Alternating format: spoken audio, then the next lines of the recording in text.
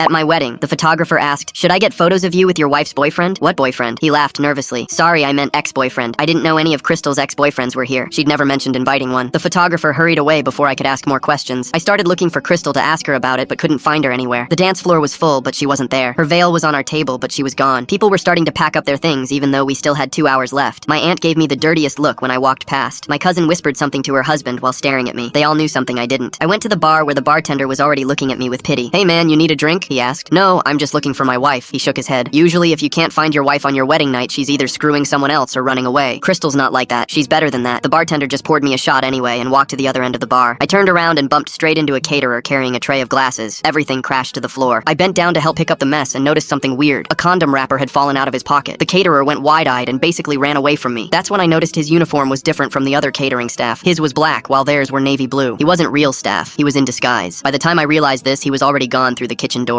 I followed him out the back exit of the venue into the parking lot. The second I stepped outside, something grabbed my ankle. I jumped back and looked down. There was a white dress spread across the gravel. Crystal's wedding dress. She was lying on the ground reaching for me. I dropped to my knees and turned her over. Blood was everywhere. Her hand was pressed against her throat, trying to stop the bleeding. Someone had slit her throat. "Crystal, Crystal!" She couldn't talk. Blood kept pouring through her fingers. Her eyes were terrified, and she kept pointing toward the parking lot where I saw taillights speeding away. I ripped off my jacket and pressed it against her neck. "Somebody help! Call 911!" People came running out. Someone brought towels. My brother called an ambulance while I held Crystal, trying to keep pressure on the wound. "Stay with me, baby. Stay with me." The ambulance came in 8 minutes, but it felt like hours. I rode with her to the hospital, covered in her blood, still in my tuxedo. The paramedics worked on her the whole way, telling me to keep talking to her. The surgery took 4 hours. The doctor said the cut missed her carotid by 2 millimeters. If it had been any deeper, she would have died in that parking lot. When Crystal woke up, she couldn't talk because of the damage to her throat. She had to write everything down. "Jonah," she wrote. "Your ex?" She nodded and wrote more. "Dressed as caterer. Cornered me outside. Want to smash." Said no. He had knife. The police found Jonah Holder 12 hours later trying to cross into Canada. He'd been stalking Crystal for 2 years since their breakup. He'd found out about our wedding from social media and decided if he couldn't have her, no one could.